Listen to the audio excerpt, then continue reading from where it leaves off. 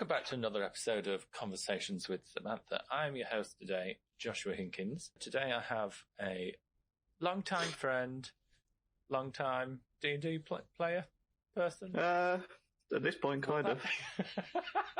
Yeah, that's an intro and a half, isn't it, really? It is. Yeah, I have my mate Steve with me. He's back Hello. for round 2 of I am indeed. Conversations with Samantha. A year on. Can you believe? Can you believe? A whole year. And I thought we'd just discuss things that have happened in the year. So how your D&D experience has changed within this year. Because I know from when we last spoke, you were a player going into becoming a DM, and now you are a fully fledged DM. I'm a forever DM at this point. You're a forever DM. And I thought that'd be fun to sort of like look at the differences and similarities and stuff. Are you down for that? Sounds very good to me. Lovely, lovely. I thought we could introduce who you are and your characters again, who you previously played. Yeah, sounds good to me. Like we did in the last episode. If you want to chat about your previous character, the one that played for, was it a 2-year campaign?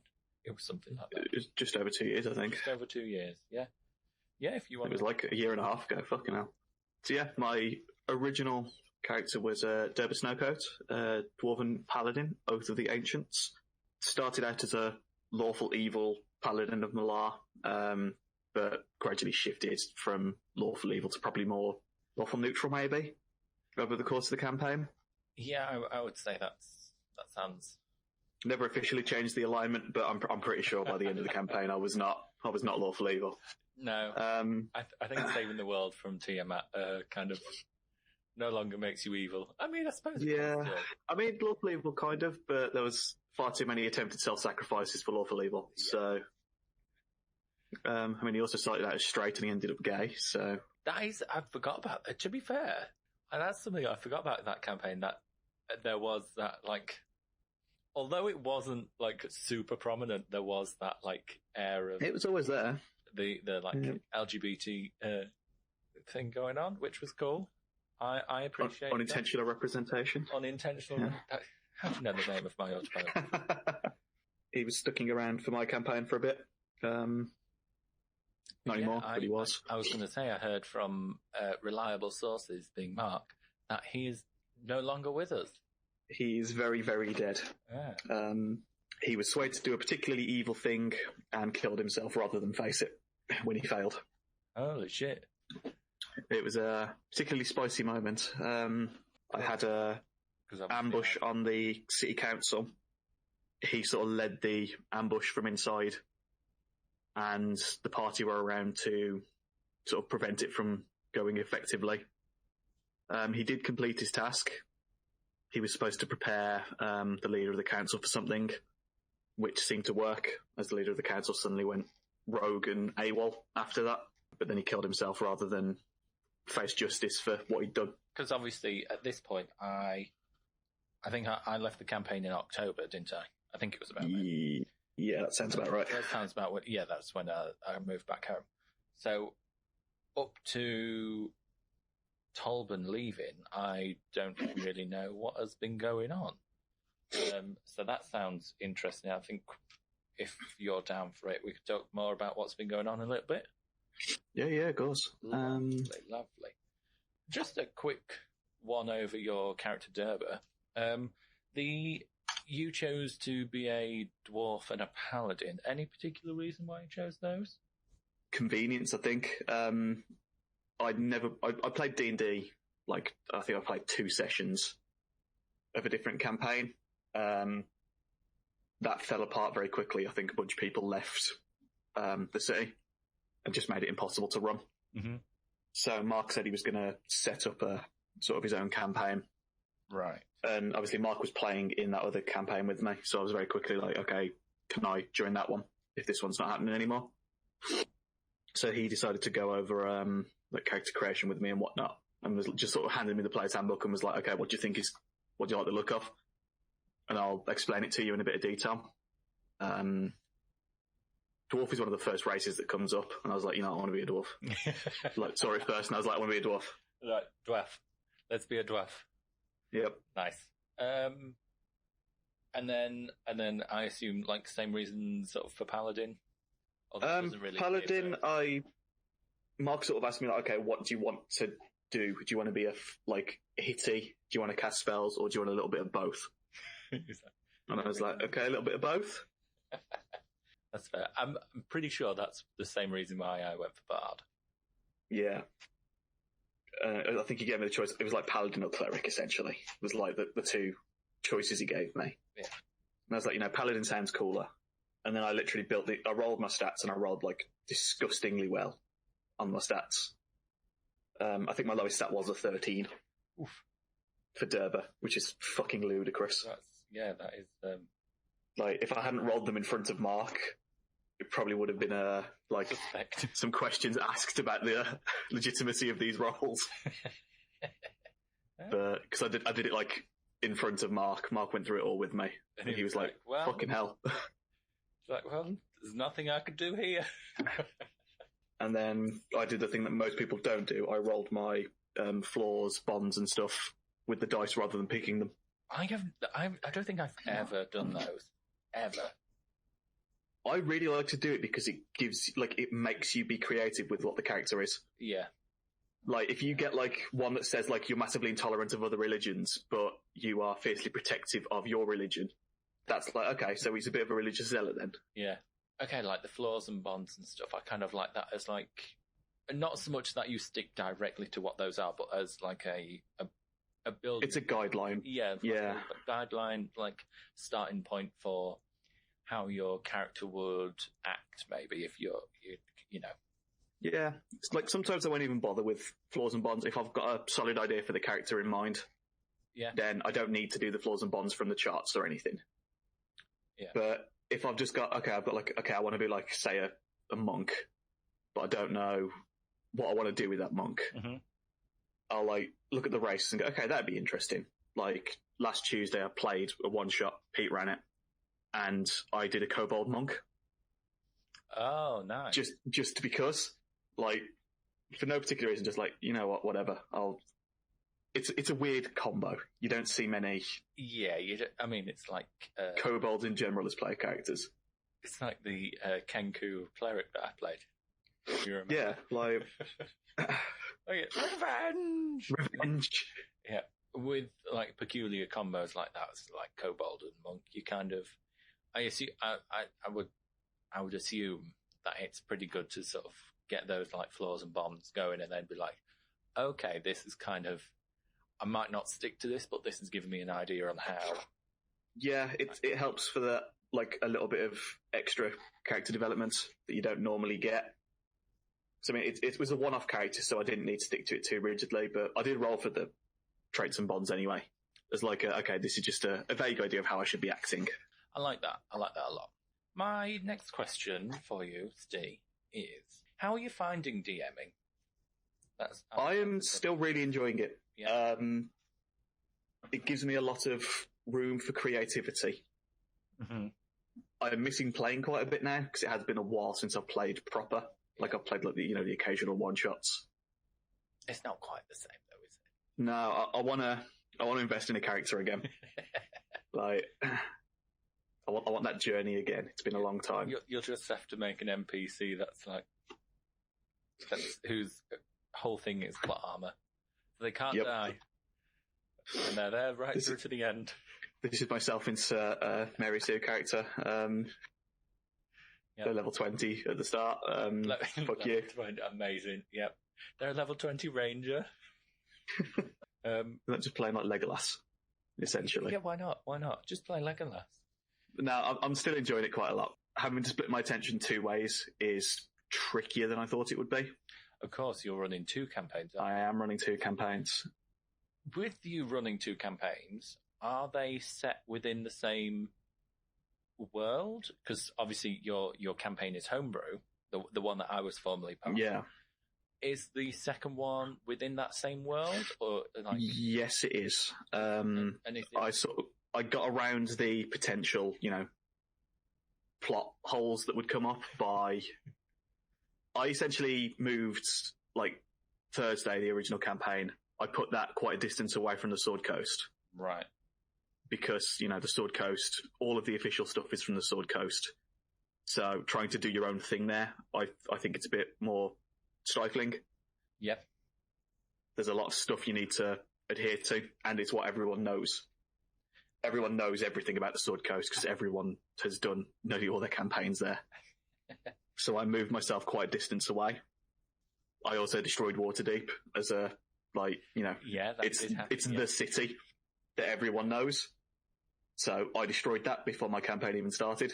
So for my Tuesday campaign, I essentially put a small village near where Waterdeep used to be.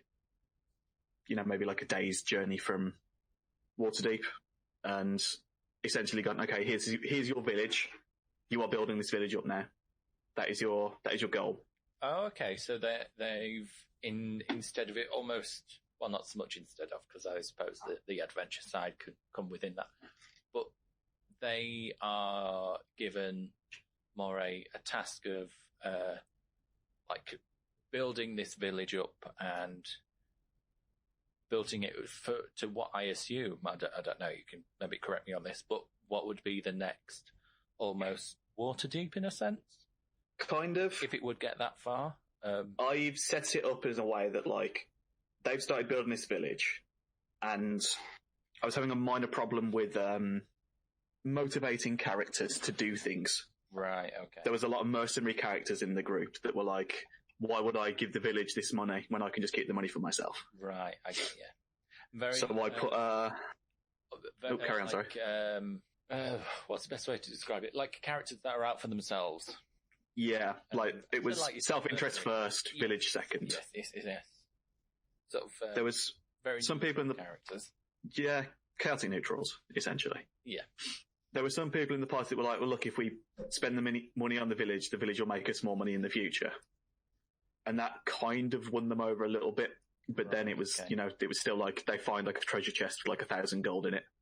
And 100 gold of that makes its way into the village, while two characters walk away with, 400 gold each.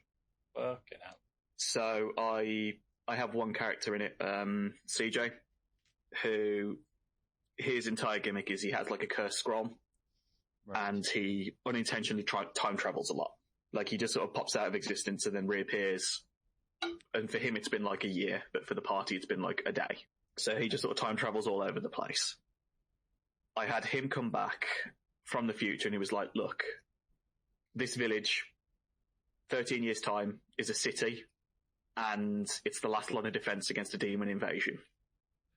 Ooh. So we have essentially 12 and a half years to get this village into a city.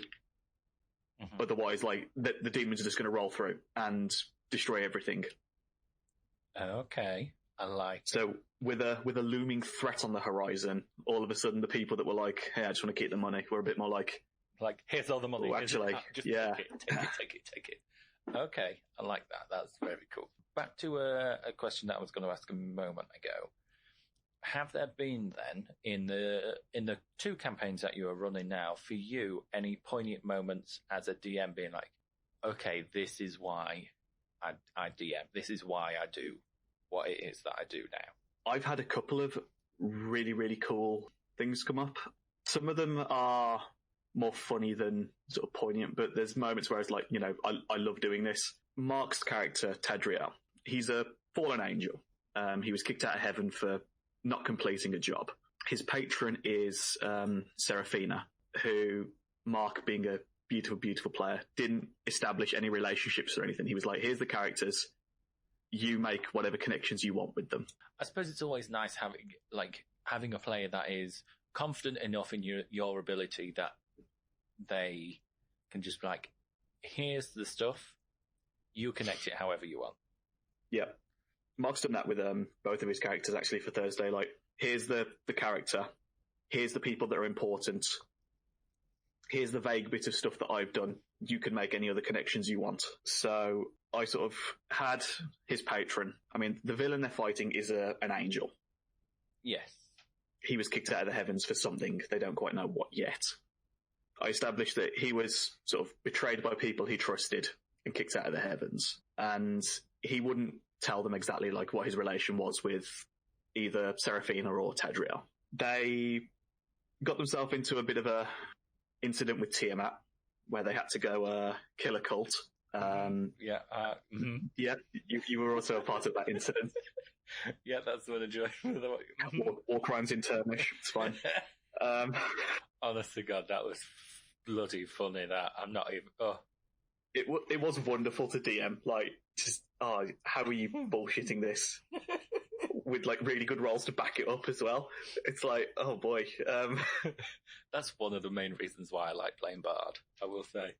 It was so fucking beautiful. It's just how ridiculous it got. Like, it went from one level of ridiculous to the next, and it just kept ramping up and up and up and up. Yep, it just kept escalating to a point where you've got like 50 cultists assembled in front of you. It's like, well, the only way we can fucking get out of this. Just like hit them with every area of effect spell possible. What could possibly go wrong? And fucking what was it?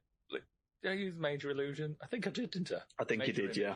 A Major imaged Tiamat appear because they had never seen her,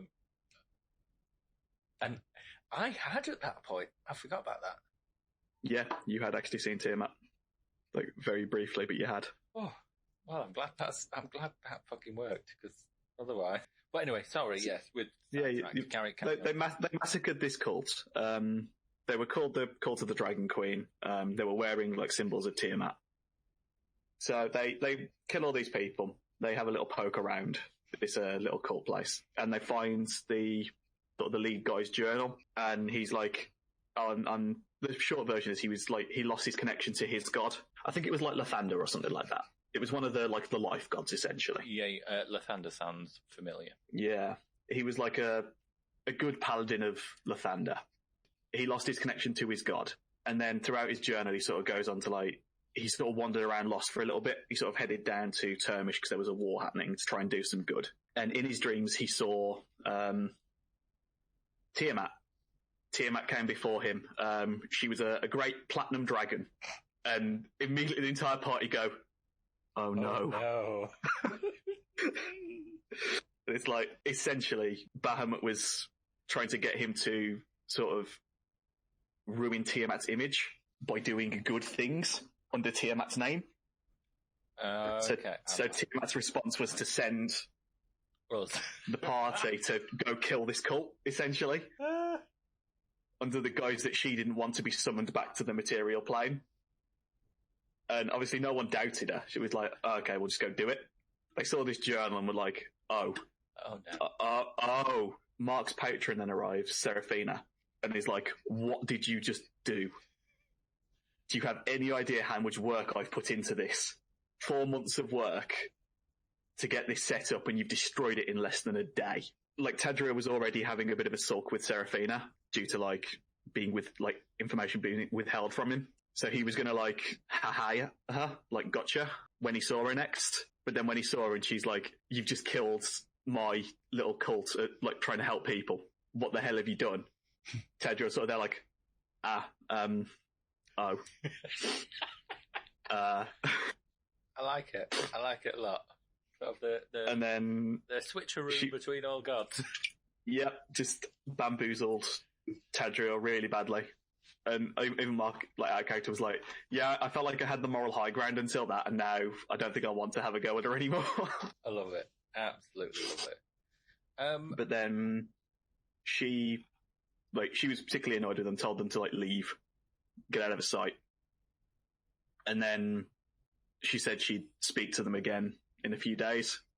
Oh, she was angry. She was particularly mad.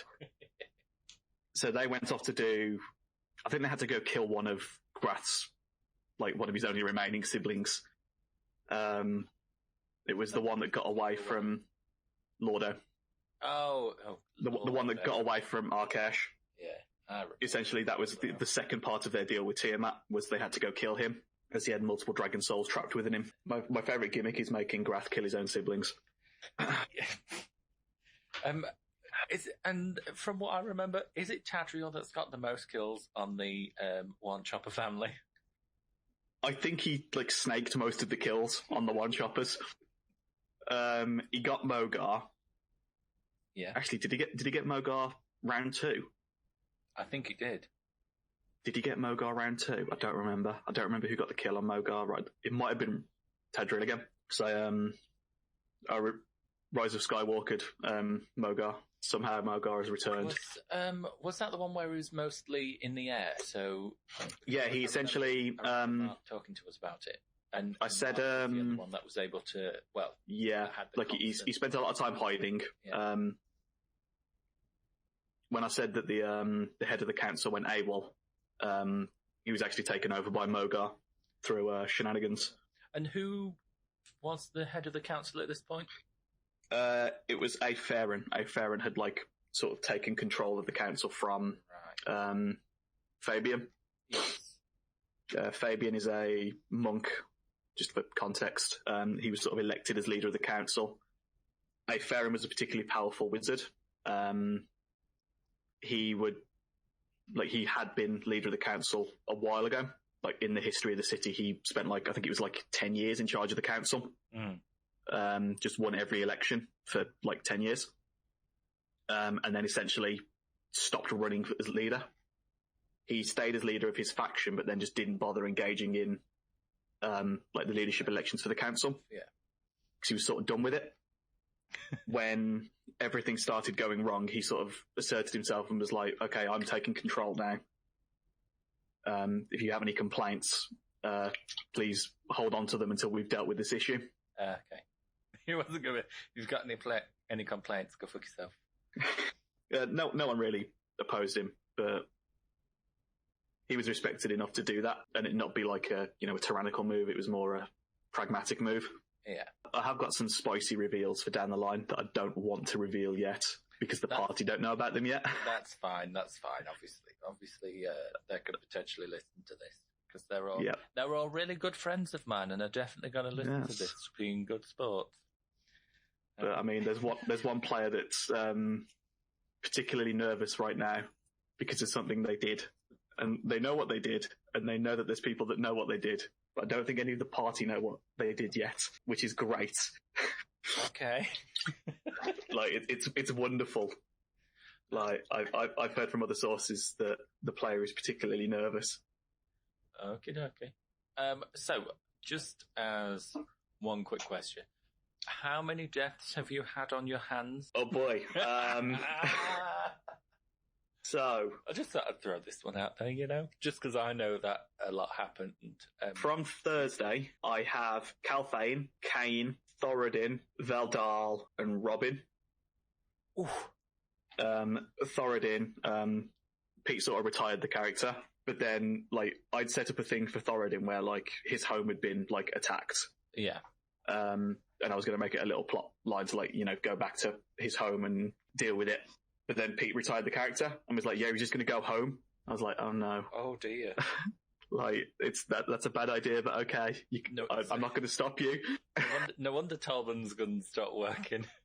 Yeah, so he went home and just walked into a slaughter.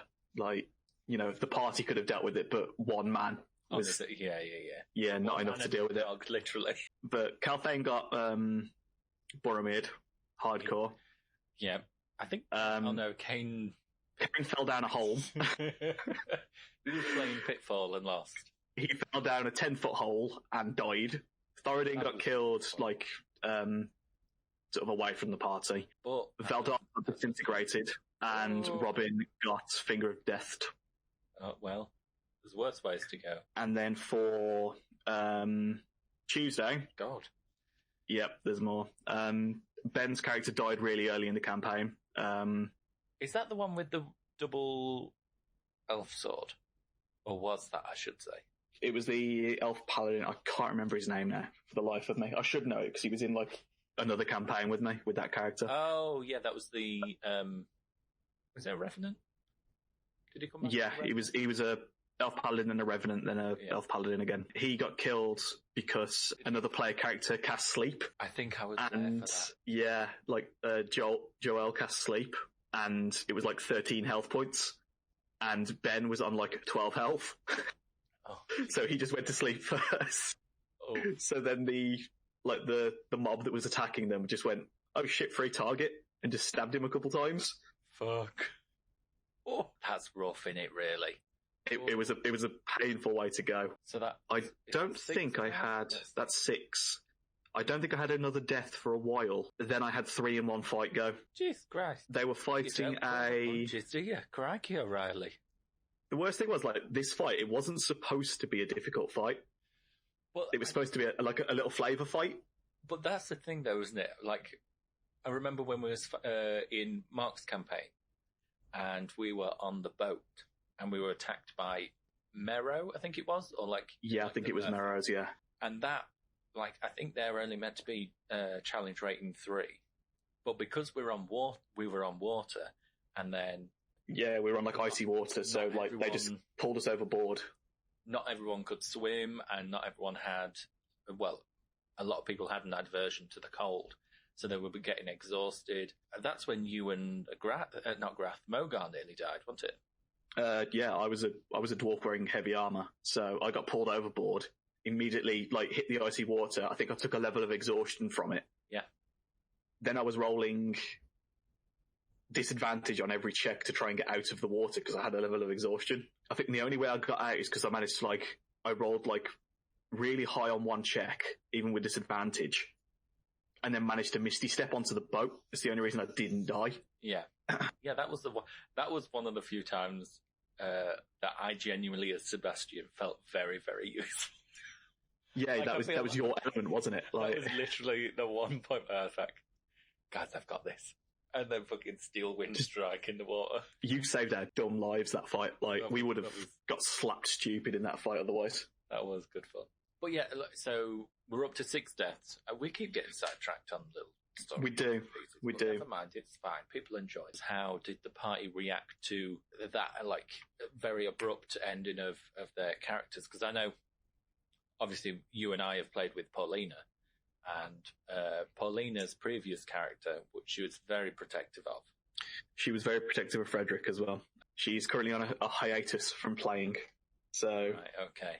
That's how much Frederick dying got to her, which is understandable. Yeah, it's very understandable because you spend so much time creating these characters and how they act, how they interact with people. The whole story for them, you become very attached, and then I'd have been heartbroken if Derber died back in Mark's campaign. Exactly. The same with Sebastian. I mean, the ending for Sebastian for me was horrendous to try and RP with you guys. Yeah. At the end of it, it was that Sebastian would go back to the sea and become a part of the oceans. Yeah. And so for him to do that would mean he would no longer be able to be around the group of friends that he made over this 2-year campaign, which is rough. It was only, 3 of the party stayed together at the end of Mark's. Yeah, it was... Jerry and Alhazred Derber. Yeah. They sort of went off east for the setup of my campaign. And then, obviously, Mogar went back to Arkesh, which has been a recurring feature for my campaign. Good old Arkesh. Sebastian shared Lemurian knowledge with Waterdeep, and then once that had been set up and stuff, he's one with Amara. Not Amara, no. What was the name? Pisana, that's the name. Oh. Pisana. Dude, there's 2 characters that, 3 really, that I haven't really touched a great deal. It was Sebastian, I haven't touched at all. Alhazred, I haven't touched at all. And Jarian, I've sort of mythologized rather than do anything with directly. Right. I made Jarian a legendary figure that, the party learn about his actions, things he did, but they're never going to meet him, and I don't want them to meet him. I was going to say, it's fair. It kind of works how, Legend of Korra has the old characters in there, but they are not main protagonists, and the main focus of that show is the new characters learning from those old ones, which is kind of what I assume is sort of happening. See, I've gone Jarian is a legendary figure that is he did, even after stopping Tiamat, he went on to do great things still. Mm-hmm. Mogar achieved great things but fell. Like, he was corrupted. Yeah. And Durba went completely insane. Like, he turned into a paranoid lunatic and was willing to sell out everything that he'd built up on a promise that even he knew probably wouldn't be fulfilled. Like, he turned on the city that he helped build in the hopes of maybe getting Al-Hazred back. Yeah. Which, even in his insane state, he knew, like, yeah, that's not going to happen, no matter what you do. Oh, very nice. One final question. In this year and a half, obviously you have progressed as a DM and become more comfortable doing, certain story points and whatnot. From where you are now, what would you do differently when you started with the knowledge that you have now? That's a very, very good question. Thank you so much. Thank you. I wrote these down beforehand. I would, if I was starting a brand new campaign right now, I would write out the entire plot. Like, how I want it to start, where I want the sort of Act 1, Act 2, Act 3 to end, and then how I want it to end. Right, okay. The biggest problem I've had with, like, my campaign now is I had a start, I had an end, and I had a rough idea where I wanted them to be in the middle. But then I've expedited story beats that I expected to spend a lot longer on. Right, okay. So now I'm at the point where, like, the party level, I think they're level 13 now. I've had them go through things a bit quicker than intended. So now I need to decide, do I try and introduce some new antagonists to, like, prolong it a little bit? Mm-hmm. Or do I take them towards an ending a bit quicker than anticipated? And I haven't really made the decision yet. Oh, right, okay. So I think that's my biggest stumble at the minute is I set up, like, I think it was 6 antagonists and then proceeded to have them kill 3 of them in relatively quick succession in terms of sessions. Okay. So, obviously, I got the Beholder, which they killed, Mind Flayer, which they killed, a Dragon, which they killed, Mogar, which they've killed twice now. They're currently dealing with a devil, Moloch, is their current target. Right. So they are currently in the Hells, running around in the Iron Tower of Dis. Lovely. And I've been a bit better with Moloch, where I've put them in, like, a massive dungeon and essentially gone, okay, if you want to get to Moloch, you need to kill 4 of his lieutenants who all hold a key to get through the door to get to him. So there's more. So, they can't just walk to Moloch and kill him. They've got to actually go through an entire, like, essentially they've got to go through 4 sub-dungeons to get to the main boss. Right. Very nice, very nice. Which will probably put them to level 14. So then I need to decide, what do I do for another, 5 levels of sort of milestones, essentially. Yeah. Well, I mean, you don't have to go all the way, do you? Don't need to go to 20. It is nice. It's quite a nice round number. Yeah, I feel like it's a nice completion. Like, when you hit level 20, like, you are functionally a demigod. Like, and the villain I've set up, like, being a particularly powerful angel, it makes sense to get them to max level. Yeah. To then go fight, this almost fallen angel. Yeah. But I have got enough, I've still got, like, enough drip free to plot, because they don't really know what he wants to do yet, which is intentional. I don't want them to just know, okay. They vaguely know what he's trying to do. Like, he's trying to bring back the old gods, essentially. Oh, okay. So, the Lovecraftian old gods, so, Cthulhu, Dagon, etc. Yeah. Oh, very nice. As I sort of went above and beyond by creating my own creation mythos, because I had 22 hours of flight to kill. Oh, of course, he was coming back from America. Yeah, coming back from America. So I created an entire creation mythos, and I'm using that because I put a lot of goddamn work into it. So yeah, why not? Why not? Well, thank you very much for joining us today, Steve. No worries. Thank you for having me. People have learnt a bit more, and it's been nice to actually look back on this sort of past year and a half and see, what it is that you achieved and where you've got to is kind of cool. Yeah, it'd be cool to come back in a few months and sort of some hope in 6 months, 8 months, something like that. I'm hoping to be towards an ending point. So and, it'd be really cool to have you back as like the campaign has ended, and then seeing how things have maybe changed then as well. And see who's taken over as DM at that point as well. Yeah. Ooh. Because I'm honestly not sure. It ain't going to be me, that's for certain. Yeah. All right. Well, rightio. Well, thank you very much. No worries. This has been episode 3. Can you believe? Episode 3. Episode 3. With Samantha. I've been your host, Joshua Hinkins.